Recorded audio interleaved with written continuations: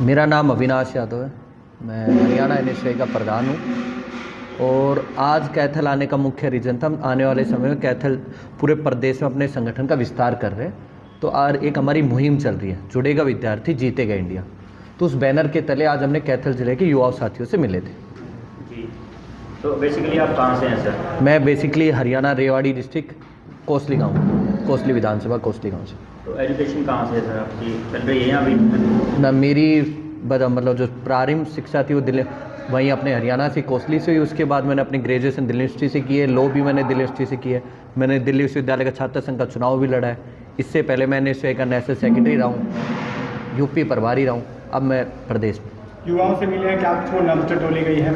युवाओं से मिला हूँ। युवाओं से मिलने के बाद सीधे तौर पर जो मैं उनसे कहना चाहता हूँ वो आगे से मुझे कह रहे हैं कि बस सर भैया चुनाव आने दो, चुनाव आते ही आपको हम दिखाएंगे इस सरकार को, चुनाव की वोट अपनी देके और इन्हें सबक सिखाएंगे। मुख्य मुद्दे क्या रहते हैं जो युवाओं से आपकी बातचीत हुई? हमारे मुख्य मुद्दे की, जब ये सरकार जो डबल इंजन की जो सरकार है, चुनाव में आने से पहले उन्होंने एक वादा किया था छात्रों से कि शिक्षा का स्तर बढ़ाएंगे, छात्र संघ चुनाव कराएंगे। इनमें से किसी भी वादे को इन्होंने पूरा नहीं किया, लेकिन हम वादा करते हैं हमारी सरकार आएगी तो हम छात्र संघ चुनाव कराएंगे, और वो भी डायरेक्ट चुनाव होंगे, इनडायरेक्ट नहीं, जो इन्होंने 2019 में हमारे साथियों को पागल बनाने की कोशिश की थी। एनएसयूआई में कब से हो सर? मैं एनएसयूआई में 2011 से। कौन कौन से पदों पे आपने काम किया? मैंने दिल्ली विश्वविद्यालय का चुनाव लड़ा है, उसके बाद मैं नेशनल कोऑर्डिनेटर रहा हूँ, उसके बाद नेशनल सेक्रेटरी रहा हूँ। इसके जरिए मेरे को दिल्ली विश्वविद्यालय में काम करने का मौका मिला, उत्तर प्रदेश में काम करने, मैं पूर्वांचल में काम किया है। पूर्वांचल में मैंने काम किया, वहाँ पे पहली बार हुआ था मोदी जी के गृह क्षेत्र में हम दोनों यूनिवर्सिटियाँ चुनाव जीते थे।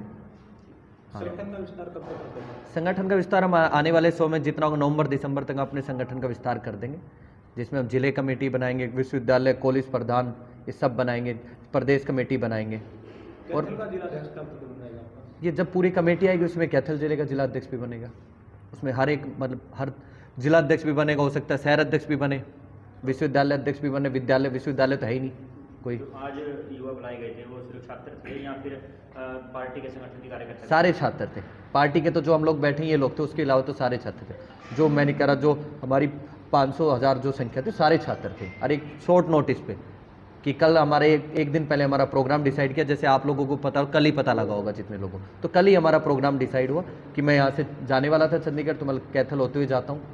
तो यशदीप जी से बात हुई, विक्की भाई से बात हुई, उन्होंने आइए आप, बोले मैं चाहता हूँ वहाँ के लोगों से, वहाँ के अपने छात्र भाइयों से, बहन भाइयों से मिलूँ और उनकी बातें सुनूँ। तो आज मैंने जैसे उनसे मिला तो मिल के भी पता लगा कि यहाँ की युवा तो बिल्कुल त्रास्त है, कि जब से बीजेपी गवर्नमेंट आई यहाँ पे ना कोई विश्वविद्यालय ना विद्यालय कुछ नहीं खुला है, कोई मतलब ना है। रोजगार को तो आप सब लोगों को पता ही है कि बेरोजगारी में आज हरियाणा नंबर 1 हो चुका है। क्या कुछ मानते छात्रों के मुद्दे अगर बात करें, या कॉलेजों से आपने आपसे बातचीत हुई होगी युवाओं छात्रों से, कॉलेजों में क्या मुद्दे आपको मिले? कॉलेजों के मुद्दे सबसे पहले तो बच्चों के मुद्दे की छात्र मतलब जो हमारी एजुकेशन है वो थोड़ी अच्छी हो। अच्छी होने का मतलब नए नए विश्वविद्यालय खुले, विद्यालय आप देख रहे हो जो विद्यालय हैं उनमें टीचर्स नहीं है, कहीं पे प्रिंसिपल नहीं है, तो वो चीज़ें अच्छी हो। और मेन छात्रों की मांग है छात्र संघ चुनाव हो। अगर छात्र संघ चुनाव होते, छात्र नेता होता है, उनके लिए लड़ेगा तो इस गवर्नमेंट की सच्चाई पता लगी, इसलिए छात्र संघ चुनाव नहीं। तो हमारी बच्चों की भी यही मांग आ रही है कि भैया एजुकेशन सिस्टम अच्छा हो, छात्र संघ चुनाव हो, और रोजगार की उपलब्धियाँ जब वो पढ़ाई करके जाए तो किस सपने के साथ। आजकल लोग ये सोच रहे पढ़ तो रहे, पढ़ने के बाद होगा क्या, करेंगे क्या। तो इस चीज़ की लड़ाई उन लोगों की लड़ाई, हम लोगों ने उनको विश्वास दिलाया कि जैसे 2014 तक जब कांग्रेस पार्टी की सरकार थी, हुड्डा साहब की सरकार थी, तो हम रोजगार देने में नंबर 1 थे। आने वाले टाइम पे हम उससे भी ज़्यादा रोजगार देंगे। और जो आप ये परेशानियाँ देख रहे हैं वो परेशानी आपको झेलनी नहीं पड़ेगी, आपको रोजगार मिलेगा, आपकी शिक्षा का स्तर अच्छा होगा, जितने भी टीचर्स की जितने भी पद खाली हो सारे भरे जाएंगे। छात्र संघ चुनाव काफ़ी समय से नहीं हो रहे, पिछली सरकार आपकी भी रही है, उसमें भी नहीं हुए, क्या कहना चाहिए? ये छात्र संघ चुनाव इस चीज़ पे प्रक्रिया चल रही है, लेकिन अब हम कह रहे हैं छात्र संघ, हमने मांग की है, एनएसयूआई उस चीज़ के लिए मांग करती है, लेकिन मैं इस चीज़ पे एक ही बात कहना हूँ, जैसे हमने कभी वादा नहीं किया।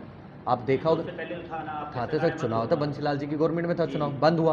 अब उसके बाद मैं कह रहा हूँ जब हमने वादा नहीं किया, अब हम बोल रहे हैं चीज़, अब मैं बोल रहा हूँ छात्र संघ चुनाव होंगे, लेकिन जिन लोगों ने वादा किया जो गवर्नमेंट उन्होंने पूरा नहीं किया।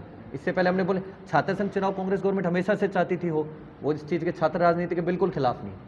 और आप लोगों के बीच में हो सकता है यही रीज़न हो कि मेरी राजनीति छात्र राजनीति स्टार्ट हुई है, मैंने जो पूरे एशिया का सबसे बड़ा छात्र संघ चुनाव होता है वो लड़ा हूँ। आप मेरे बारे में देखेंगे, मेरे को रिकाउंटिंग में हराया गया, वो चीज़ें अलग बात है।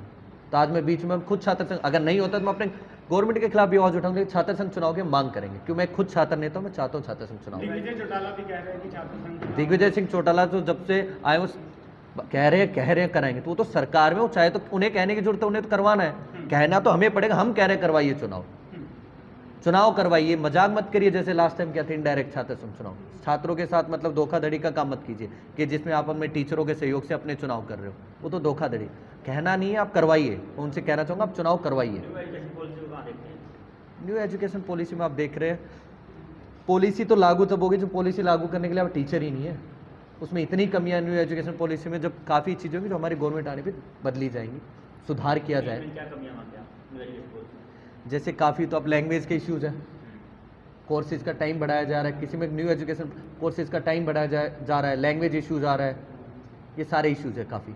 अगर छात्र संघ चुनाव नहीं होता है तो सियासी मायने क्या माने जाए, सियासी प्रभाव क्या कुछ पड़ने वाला है 2024? छात्र संघ चुनाव नहीं होंगे तो आप जैसे पूरे प्रदेश के छात्र नेता जितने भी छात्र नेता उनके खिलाफ हैं, कि सब लोग चाहते हैं छात्र संघ चुनाव।